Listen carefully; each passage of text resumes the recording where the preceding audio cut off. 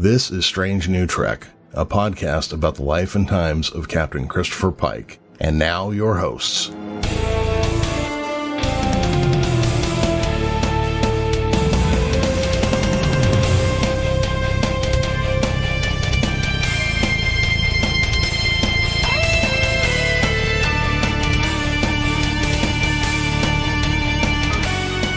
Space. Space is apparently full of attractive redheads, which coincidentally is my favorite kind of redhead.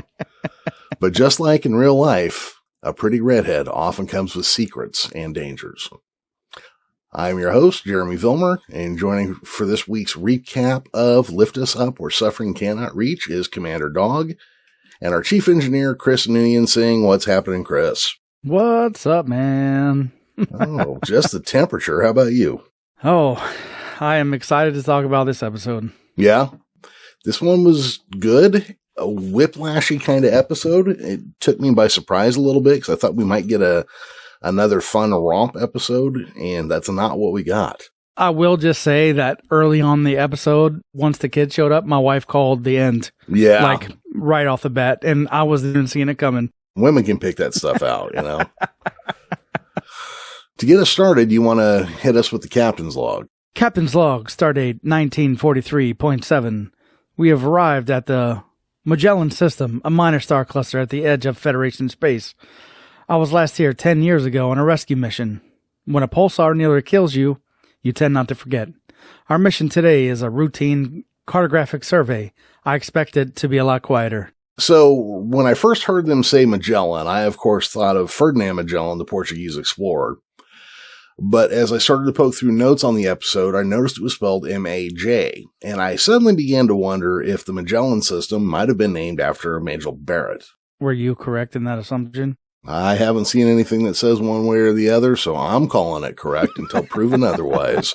All right, so we start the episode. The Enterprise arrives in the Magellan system, and then the turbo lift is Pike, who is captain, by the way, in case there's any questions and nobody knows what rank he is. He's captain. And he warns Uhura, who has been on the security detail and has been learning an internet-friendly numbered list of security rules. And he tells her to watch out for lesson 7 because she learned it the hard way. Lian teaches Uhura that threats never take a break after being a bit of a killjoy about Uhura taking a break. And the Enterprise is attacked by a small combat cruiser. Yeah, I'm already, right off the bat, already a fan of how this episode's going. Last week, Uhura was dealing with Hemmer.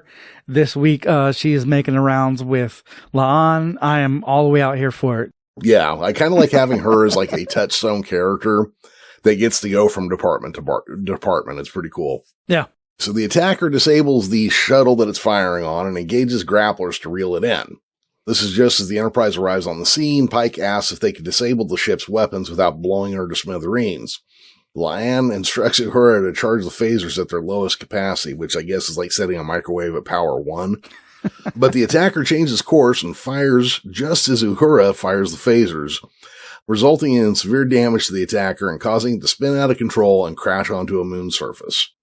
Shankar receives the urgent hail from the shuttle requesting immediate evacuation. Spock reports the shuttle's life support is failing.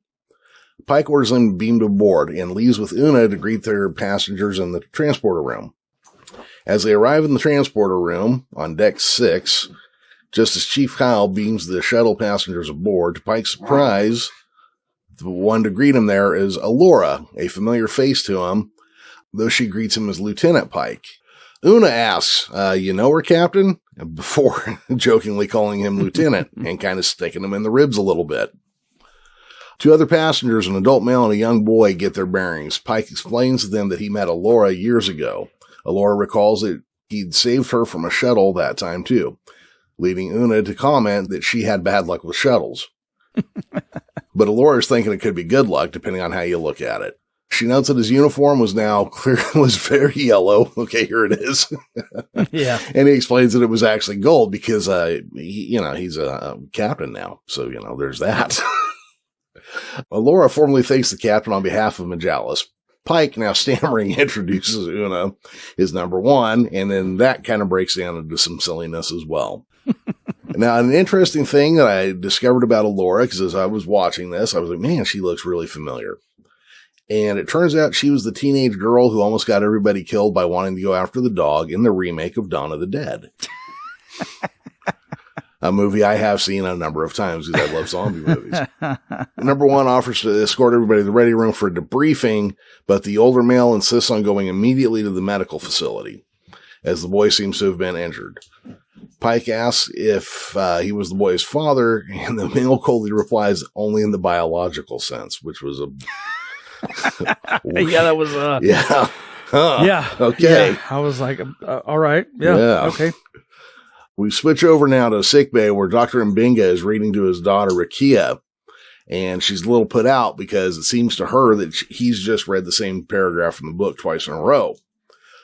He has to explain to her that, he has her set to just kind of come and go, and he has to pick up from memory where they were. And in the middle of this conversation, she just kind of gets transported back into the buffer. Yeah, so what must feel like instantaneous stuff to her might be weeks between readings, her and Benga. Yeah, it just put another layer on me feeling bad for that dude so much. I feel really bad for him, and it also kind of is making me dislike this part of the story, just because it's such a torturous thing, But I'm waiting to see what the payoff is before I jump down its throat too hard. I think we're going to get the start of the payoff, like, outside of this episode. I think you're correct. I'm sure we'll come to that as we, I'm sure we will descend through the story a little bit more. Allura explains to Pike that the boy they were transporting back to Magellan was a holy figure chosen by lottery to embody the Magellan people's maxim, science, service, sacrifice. Yeah, he's known as the first servant. Yes. The attackers demanded the boy's surrender, but Magellan would pay any price for his return. In sickbay, Chapel repairs the damage done to the first servant's head with a subdermal scalpel, but his father in the biological sense demands that she keep the butcher's knife away from him. Apparently this kid is full of implants and all sorts of stuff and quantum mechanics, and they have healing down to the cellular level that would really, really super advanced medically and scientifically, we can assume based off of that. But, as this thing's kind of going, we can tell the dad's a little sketchy about their relationship, and this kid is going to be an obnoxious pain in the ass. I mean, it kind of makes sense that he's a little bit detached given circumstances. Yeah. Yeah. I hate when they put kids and stuff. Yep. There was an episode I saw of Buck Rogers when I was like 8 or 9 years old where they had an alien adult and child, but it turned out that the child actor was playing the parent and the adult actor was playing the child. And when that discovery comes up, the kid completely switches how he was playing the role, and he comes off just like an ass. Just like this precocious, like you wanted to choke him and throw him in a river kind of person. And even as a kid, I hated child actors. I was just like, you suck at your job. I don't believe that anybody's paying you to do this. Your uncle must have a casting company. That's all I can think of. So we switch over to the moon where the ship that was attacking the shuttle crashed. Anne and Uhura are cutting their way inside the attacking ship. Uhura's scans show no life readings, but Anne warns her to be careful with the tricorder. Allura steps inside with Spock and recognizes a token on the deck. Allura explains that the token is an oath coin given to Lunarian guards when they swear an oath to protect the life of the first servant. One of the guards has betrayed his oath and is conspiring with the alien calling to kidnap him. So we kind of discovered that there's two, I'm not warring factions, but two factions close to each other that are kind of, some are against each other and some aren't. And, some of their guards come from this world. So they have kind of a complex relationship between this colony world and Magellan. In the Magellan capital, Allura's aide explains her schedule, and Allura asks for the Lunarian guards to be summoned. Whoa, here I missed a piece. There's an emergency, and Pike snaps his phaser, getting ready to pull it out and draw on him. But I did miss a piece there. Chris, anything jump out at you? What did I miss here?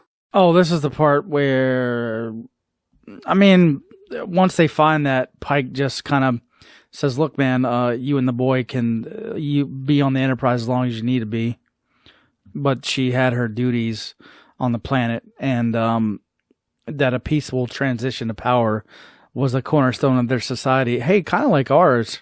Hey, well, yeah. I see the parallels right here. I mean, except we don't have kids involved normally. Well, I like to keep it that way too, you know. For sure. In the Magellan capital, a city floating over the surface of the planet, Alora's aides explain her schedule involving an opening speech, a tree planting, and a festival of gratitude. Pike can now see why Alora could not stay away. Alora adds one more item to the agenda and asks for the Lanarian guards to be summoned. Ready to shake the tree and see what falls out, Pike asks, and Alora replies that she is. As she moves ahead, Pike unsnaps his holster on his phaser, ready to draw at a moment's notice. They keep kind of giving Pike these little cowboy moments throughout the show. Yeah, I appreciate it. They're subtle, but they're there. If you grew up on Westerns like I did, there are things that are very, very old Western about his character. Especially in this one. Yeah. We cut back to sickbay, and Spock approaches the Elder Gamal and asks for a word in private. He asks if he recognizes the device he found, and it looks like one of those things that your ex-wife would bring to you to scratch her head with, and it had copper wires with little things on the end, except this thing is apparently some kind of neural dampener that they were going to use on the kid, not a head scratcher. Well, at least that's what I took from it. Yeah.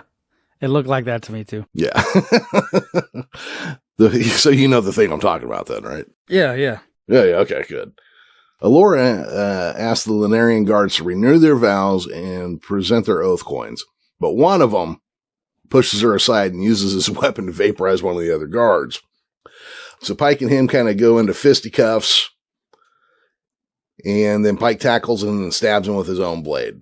Now, I am suspicious of anybody who tackles a would-be assassin and kills him. I'm also suspicious that Pike would play such a heavy role in all of it to begin with, honestly, given how he's Mr. Prime Directive. Follow the rules, guy. Yeah.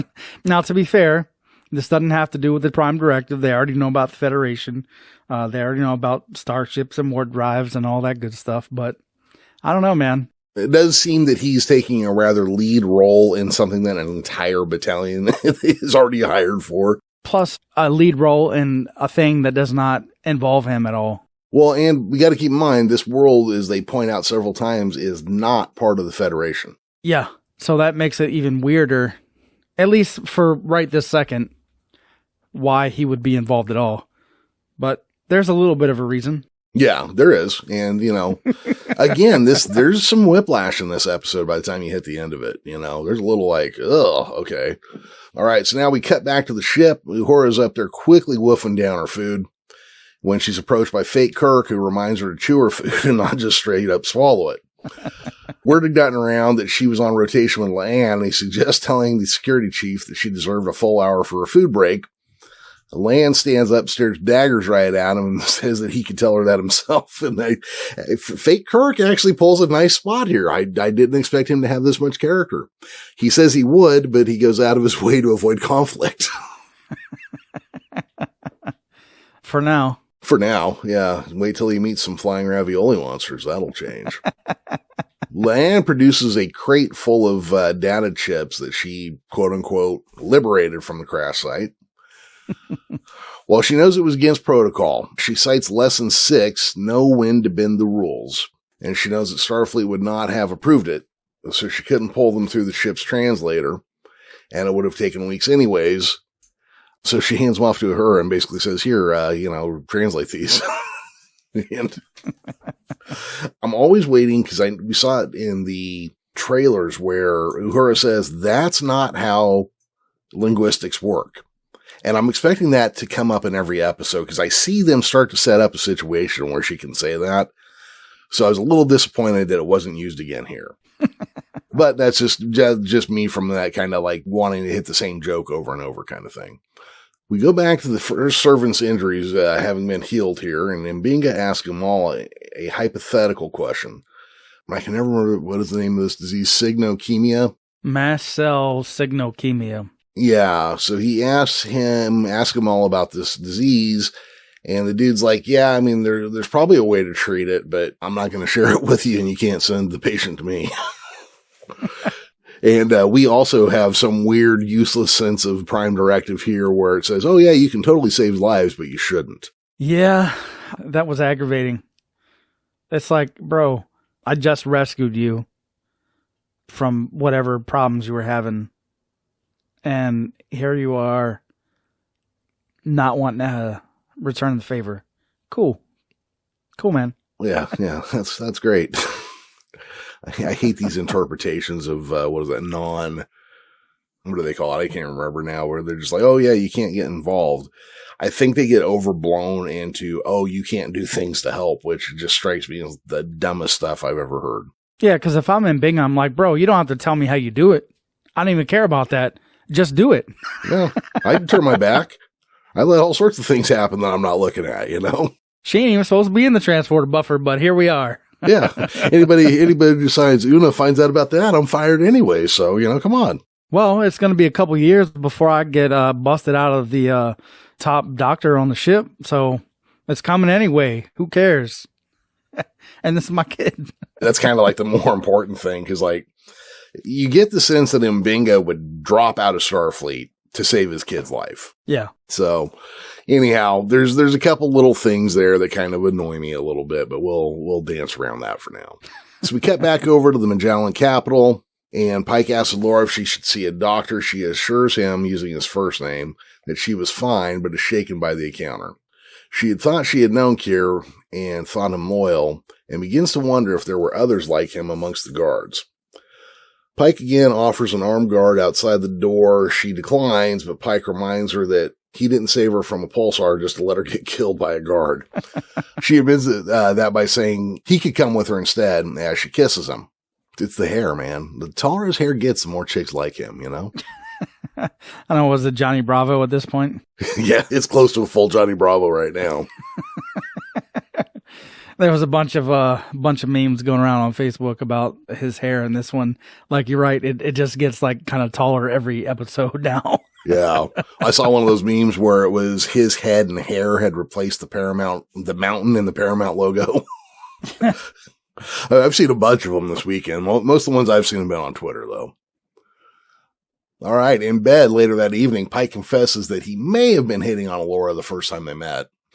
She kind of laughs it off because he was absolutely hitting on her the first time they met. Yeah, and this scene is what made me realize why he felt like he had to be so invested in the guard situation. Because he was thinking with... Yep. Yeah, exactly. Thinking with downstairs instead of upstairs. That's right. The little captain. The little captain was piloting the ship. Little Pike was piloting that ship. The P in Pike stands for, never mind. Let's see here. All those jokes just kind of made me lose track. So they both agree, admit to thinking about each other from time to time. We got to pause on this line that he says right here. Okay. So he calls it crazy that they met again. Now, she agrees that it did seem unlikely, but they both thought about each other now and again. Now, I took this line to mean that she put him in this position again. Like, this was not a random, offhand, chance meeting. I don't think it ever really specifies that that's the case, but... No, but you know what? I hadn't really put a lot of thought into it, but it makes total sense that she knew he was captain of the Enterprise and, decided to light a little nostalgia fire under his ass. Recreated the conditions of their first meeting in a way. Yeah, I could totally see that. He says he always wondered what happened to that girl who couldn't fly a shuttle. She corrects him by saying that she knew how to fly it just flew it in the wrong place. Pike had a feeling they recognized something in each other and thought it was a shame that they never got to follow through with it. Laura admits that she had not been expecting them to reconnect again, but it's rare to know what lay in the future. Well, she doesn't know about old pizza face Pike. No, she does not yet. And, here's the thing. I mean, I guess no, because we cut back to Discovery. He told Vina goodbye like it was a permanent goodbye when she said, you have to let us all go. So I was thinking, dude's just kind of leaving chicks just like, I got one on that planet, one on that planet. To be fair, at this point, he did not know that Spock was going to take over the Enterprise and take him back after his injury. Yeah, too bad the time crystal didn't show him that part. Right? Yeah, those time crystals have bad sense of timing. But again, like, even in this situation, she tries to play it off like she didn't know that they were going to reconnect again. But, like, I don't know. I can't think that that's the truth. Okay, so Laura, who comes across as this really sweet and kind girl, with a lot of responsibilities on her, but, very nice and, like she seems really honest and everything. She really kind of starts to seem a little more complex after you watch the full episode and pick up on some things. Yeah, which made me like revisit that line that he says that's crazy that we met again or whatever it was. Is it crazy? Not if your suspicion is correct. And now, to be fair, like I said, it doesn't really give you the full story here, so we never know for sure, I don't think, whether that line was just a throwaway line or if there's some truth to it. The conversation they're having in bed leads to Pike kind of insinuating what he's seen in his future. And then they talk about that, which I don't know why, but I always expect Pike to keep this a secret. And I'm actually, the fact that he tells people about it, I think I like that better. At this point, though, he's only told 2 people. Yeah, but I mean, the fact that it comes up at all. He's told Una and he's told Alara. Yeah, but I was expecting them to be playing this as like an over-tortured pizza face vision in every episode, and they haven't really done that. Well, we mentioned that in the first episode, like, we've seen it in this episode. We know that every time he sees a reflection of himself, that's what he sees. We don't need to keep revisiting that fact. We can just assume from now on that every time he looks in the mirror, he sees Pizza Face Pike. He's haunted. I mean, we get that. They've done it, so no problems there. Yeah. See, that's one of those things. Here we are 6 episodes into a 10-episode season, and we've had 6 good to great episodes in a row. So it seems to me like they really know what they're doing, and they know not to beat us up with it too much, But they discuss that, and then she brings up something that if he were to end up in that situation and came there, they may have medical technology that could help. Yeah, I noticed that too. But he would have to give up the Federation. Then she apologizes for overstepping. He assures her that she didn't overstep. And she promises that, he would be welcome there and says it's another part of the future to consider. And, it sounds as good as an option as he may have. Or Talos 4, either way. Yeah, either one. One of those has got to be the right one, right? Uhura seems to have found the needle in the haystack La'an asked her to find. And she says that she had translated the alien dialects. And then La'an she is such a grumpy ass, She accuses her of doing the bare minimum of what she was asked to do. And Uhura's like, no, I actually went through each of these things and dug all the way down and found out that these people have the same language, and kind of goes into this whole thing.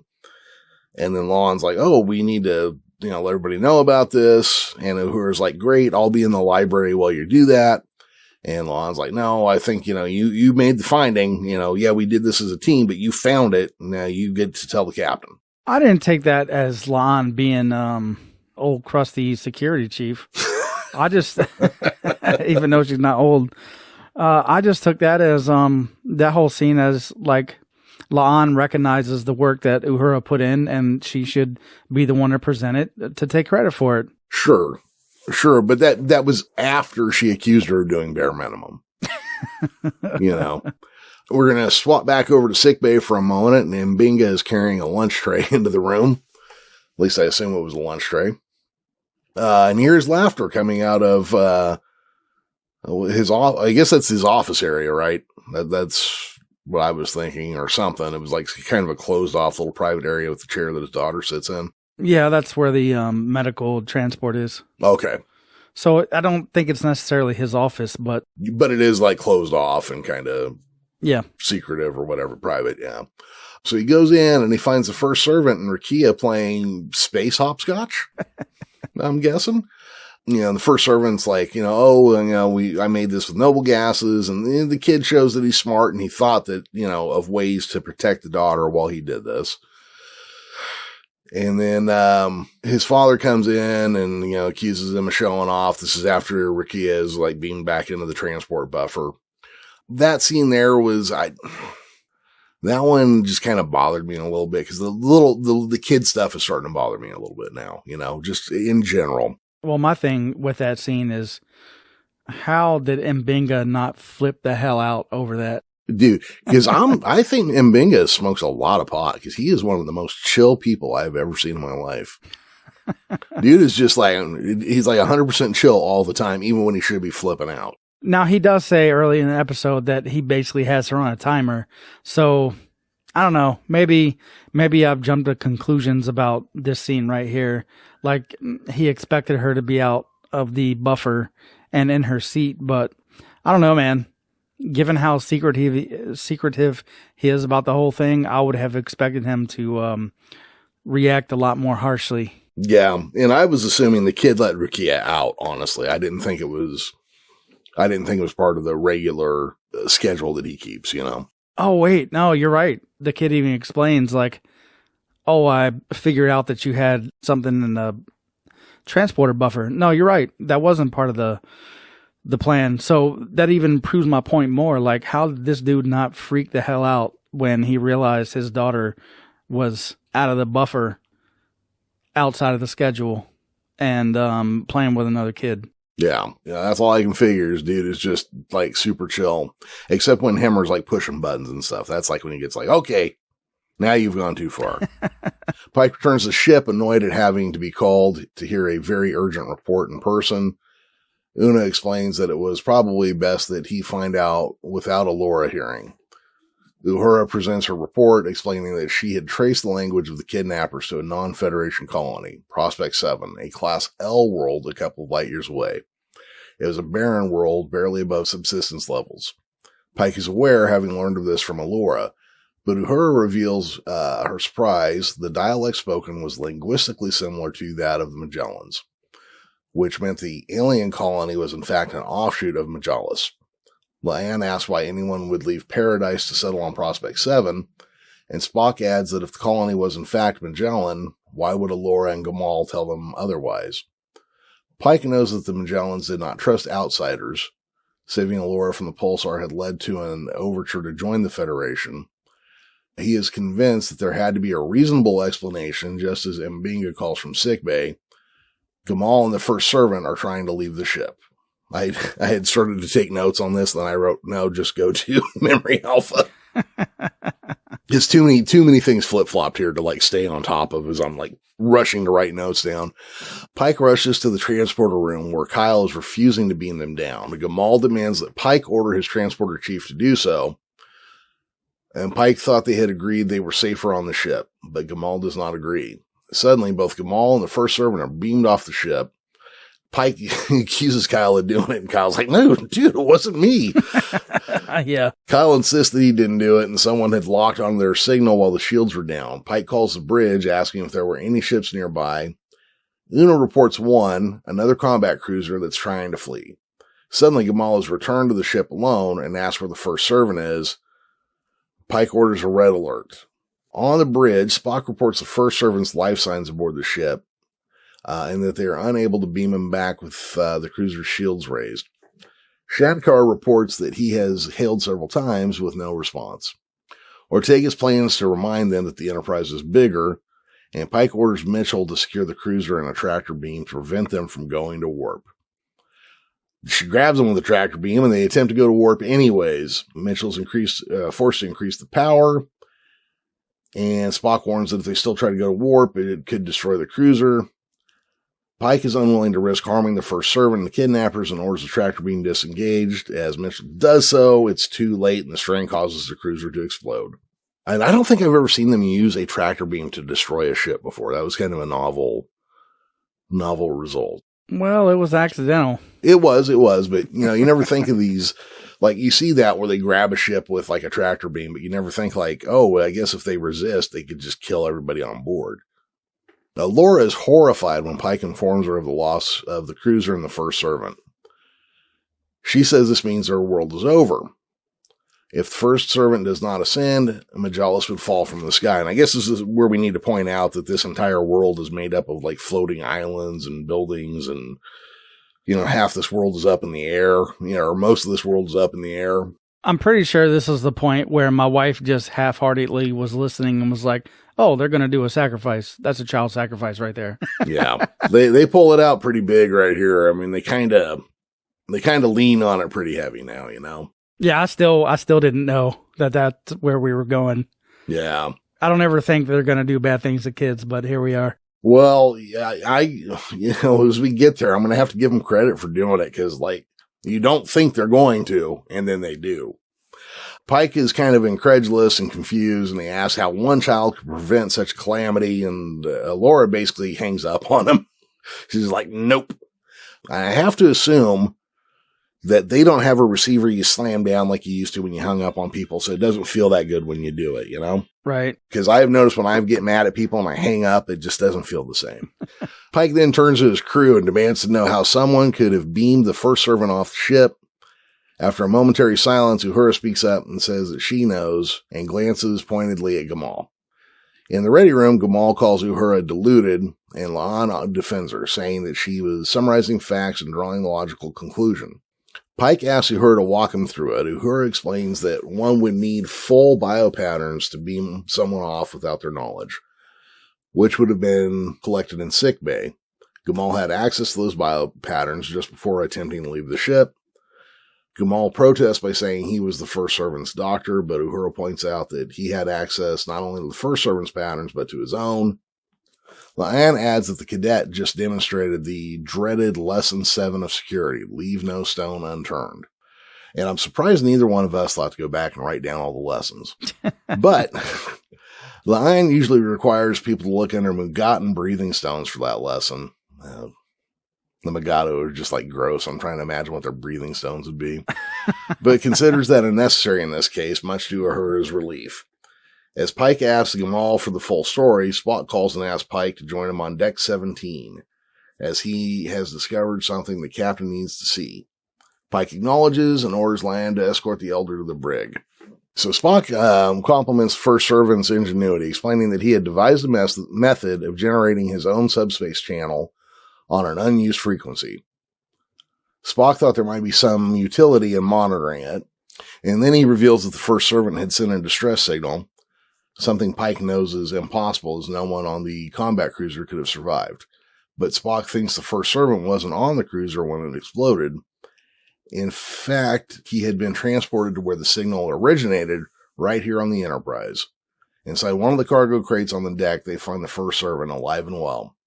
Pike prepares to take him to sickbay, but the First Servant insists that he must go to Majalis for the Ascension. So it's when they started really leaning on the word ascension is when I started going oh, something's not right. Yeah. Really, really not right. So it looks like his, only in the biological sense, dad tried to save him, but the kid was, obviously didn't know what was going to necessarily happen to him for sure. But he devised a plan to get himself found and sent back. Yeah, took his duty super seriously. Pike calls the bridge to inform Laura that they had news that she'd want to hear. On Majalis, the Ascension ceremony is in full swing as cheering crowds gather to greet the First Servant. Pike stands with Laura witnessing it, but he has some pointed questions for instance, how did the fate of Majalis rest on the head of one child, which Laura says is complicated and sacrosanct? Why would Gamal kidnap his own son, or why she never mentioned that Prospect 7 was not an alien colony? Laura looks uncomfortable with the whole thing. Yeah, I can imagine. I'd be uncomfortable about that too. There's a lot of deception and stuff going on here. So we go back to the brig and Gamal, and they're trying to, ascertain what laws he may have broken or what kind of was the plan. And then it looks like he was going to use the neural dampener to prevent his son from being able to fulfill his duties. So it looks like Dad, even though Dad was pretending to be real super standoffish, was not, and was trying to figure out ways to get his son out of whatever's coming.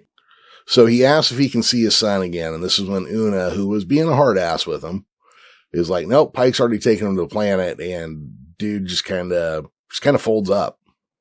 Just kind of like, oh. And then he kind of goes through like how he violated his own beliefs and his laws, trying to save his son. And she's like, save your son from what? Now we go back to the first servant going through the crowd to the quote-unquote sacred chamber. Allura explains that the Magellan Ruling Council has allowed an exception for Pike. Though he's an outsider, he can witness the ascension ceremony because he saved the boy's life and because she wanted him to be a part of it. When Pike asks what he's a part of, the first servant approaches, inviting Pike to join him at the ascension. Yeah. Back on the ship, Shankar reports that he's unable to reach the captain as the planet was putting out an electromagnetic field that blocked communications. Una orders Spock to prepare a landing party to beam to the surface, but Spock reports that the same EM pulse that blocked communications would also block transporters. Una is incredulous that they were unable to reach the captain at the exact moment they needed to. And see, there was something about the way she said that too, where you get the sense that this isn't an accident. This is somebody set this up specifically that nobody would be able to get a hold of him. Yeah. Which I don't understand why Allura would have done that.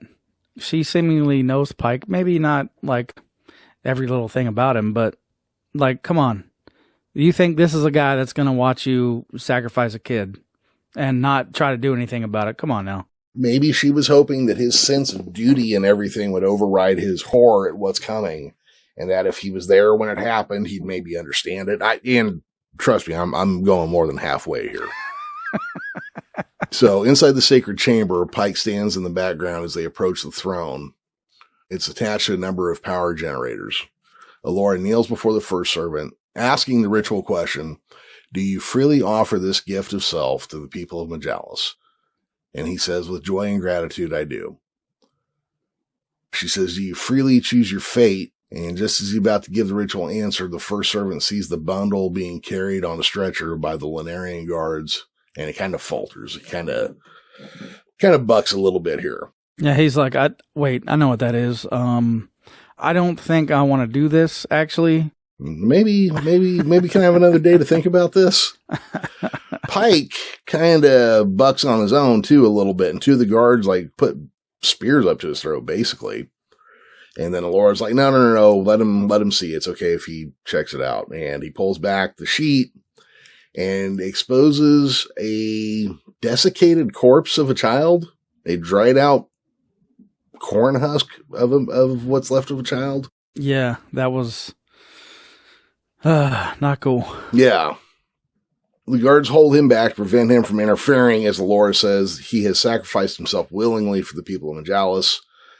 Pike is able to overpower his guards holding him, but one standing near the throne, which now holds the first servant, and he's like plugged into a bunch of cables and crap, smacks Pike in the face with her weapon and knocks him out cold. Pike comes to inside Allura's residence and rises to leave. The guards block him, but Allura assures them that the ascension's complete and there's nothing he can do. And she tells Pike that he can go now as well.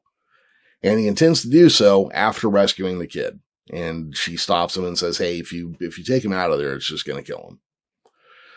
Pike, I don't know, he almost just kind of crumbles on his own, because like he just walks back to her bed and sits down, just like, where do I go? Yeah, I can imagine. He doesn't know about the electromagnetic interference surrounding where he's at, but like he seems to know that whatever he might want to do is just not going to work. And I'll admit, even right here, I thought, no, they have his body scan. When Pike beams away, the kid's going to join him. Yeah, that's not what happens. No, it's not. Yeah. So Pike just kind of, says, why would you need a child to do this, and she says she's not even sure why or kind of what or how this started or anything. And then Pike is just obviously horrified, and she asks him, Well, can you say that one child doesn't suffer for the Federation, for everybody else to get along, which is really kind of like one of those armor piercing questions, But it's bullshit. Not directly, but somewhere a child paid a price for some advancement that the Federation made. Oh, come on. There is a huge difference. Is she equivocating? Absolutely. It is not an apple to apple answer. I will give you that. But she does hit him with a question that's enough to kind of shut him up. It shouldn't, though. Pike's smarter than that. Yeah, except he's he's over it, man. I mean, don't you think at this point, here's this chick that he was thinking, hey, I really like her. She really likes me. Here's this beautiful planet. And then maybe in a few years when what's going to happen to me is going to happen, I can come back here and maybe they can fix me. And then finding out they're a bunch of child murderers. So Pike kind of gives her all right, so I'm getting out of here. That was the other thing that this is how I realized that she had been blocking him from hearing from anybody or leaving, was that she told me he could go. So basically she had shields or pulses or something put up until the ceremony and everything were done. Yeah. I didn't realize that until the end of it. And I was like, man. Mm-hmm. So Pike is like, all right, I'm taking off. He goes, well, I'm going to report you right as soon as I get back to the ship. I'm reporting you. And she's like, we're not part of the Federation. You have no jurisdiction here. But she kind of gives him, hey, maybe one day in the future, you're going to feel differently. And his answer is just to beam away. In sickbay, Mbenga is approached by Gamal, who has requested a transfer to Prospect 7. Gamal had once thought they were a planet of traitors committed to destroying the Magellan way of life, but they had tried to help him save his child. He had failed, but they had tried. He was adamant that it would not fail the next time. And so it's come to Mbenga to offer his help, one doctor to another, with the hypothetical patient with cygnokenia. He warns it won't be a cure, but Mbenga thinks it could be the first step to one. They bring up Rukia's medical file for Gamal to examine. We cut back to Pike in his quarters, where he pours himself a stiff drink, stares out of a viewport, and we get a Deep Space Nine ending. Oh, man. It went in a heavy direction real suddenly. It did, man. The whole episode, I was like, yeah, man, this feels like a Trek episode. Like, this feels like not out of place for the Next Generation, except until the end. On the Next Generation, the kid would have been saved too. Yeah, they would have figured a solution out on Next Gen, Kid would have been saved, and everybody on the planet would have been fine either way. Oh, we don't have to sacrifice kids no more. Sweet. Yeah, or if it had been on the original series, Kirk would have talked a computer to death, and they wouldn't have to sacrifice kids anymore, Yeah. Yeah, I thought that's the way this was going. Oh, yeah. See, when it first started, I thought, oh, we're getting another sexy romp episode. It's going to be kind of playful and fun, and, we're going to get some Pike background.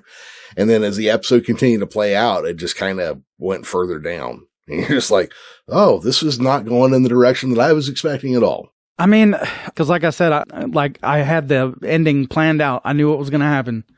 Pike was going to be mad, but he was going to beam the kid off because they had his body scan.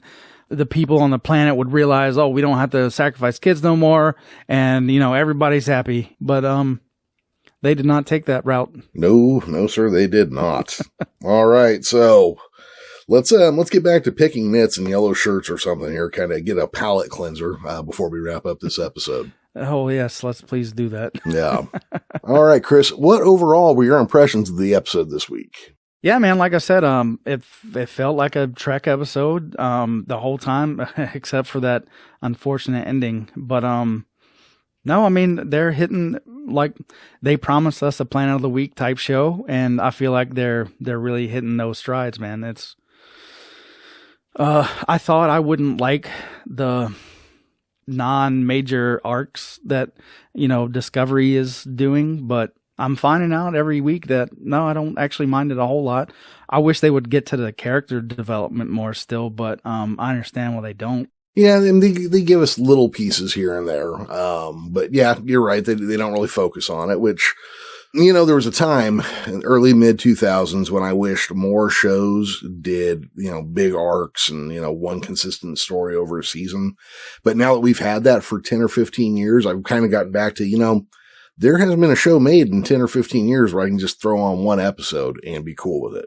Yeah, you're right. The incremental changes in any given character arc have been small enough to where if you miss an episode or two, you're not missing much. Yeah, you can kind of catch up that episode, you know. Now, I'm sure there will be some episodes that further a character arc like strongly in that episode, and maybe those are episodes not to miss, but for the most part, yeah, even so we're up to what, episode 6 now? Yeah, I don't feel like maybe the M'Benga stuff in this episode where the daughter's in the buffer, that's like the only thing though that really like you might want a little bit of background on, but even in the episode that you found it out on, there wasn't even a lot of background on that. I still feel like watching this episode, you could get kind of all the background you need, minus the fact that Una authorized like a soul power supply for this purpose. No, I'll definitely give you that. Everything you needed to watch this episode is in this episode. The M'Benga's daughter, Rakia, what you need to know about her, they set it all up in here. There is not a previous episode of Pike and Allura, on a crashed shuttlecraft that we have to watch. Everything is all self-contained in here. So I enjoy it. I mean, I think from what we've seen, and we'll be able to tell later if I go back and rewatch the episodes for enjoyment later, but I think they know what they're doing with it. Yeah. They got a good cast. They got good writers. They got good producers. It just seems to me like they've got a real handle on what they're shooting for here. Yeah, for sure. I think I give every episode I've seen this season a 9 or a 10 out of 10. I don't really think there's been anything bad in any of them. I mean, the only one that I really had huge issues with was when we found out Una was a Cylon, but other than that... Well, yeah, okay. That did come off a little weird. I didn't care for that one too much. Yeah, that did come off a little weird, but still, I mean, it was some character revelation. No, you're right. That actually was a major character step forward. So, no, you're right. So, yeah, there's something there. Well, okay, Chris, let's go ahead and begin to wrap up here. Where are we headed next week? Oh, so here's where we start out next week. We're on an icy warship. M'Benga and a bitter journalist are dating, but for whatever reason, his mission is to assassinate her. But then finally, they get married. Dude, I can't tell you how much I'm looking forward to that episode right now. That sounds amazing. Oh, man. All right, well, if you have any questions, comments, or theories you want to run by us, hit up our website at strangenewtrekshow.com or just strangenewtrek.com. I did find I did buy that. Or follow the links in the show notes for this episode in your podcast app of choice. Please rate and review us wherever you listen to us. It's one small step for you, but a giant leap forward for this show. I want to give a special thanks to Miguel Esparza for the Strange New Trek theme, and also to Will Harding for all his hard work over on our YouTube page. Thank you for listening. Don't forget to set your phasers to stun, and join us next time when we're on the next planet of the week.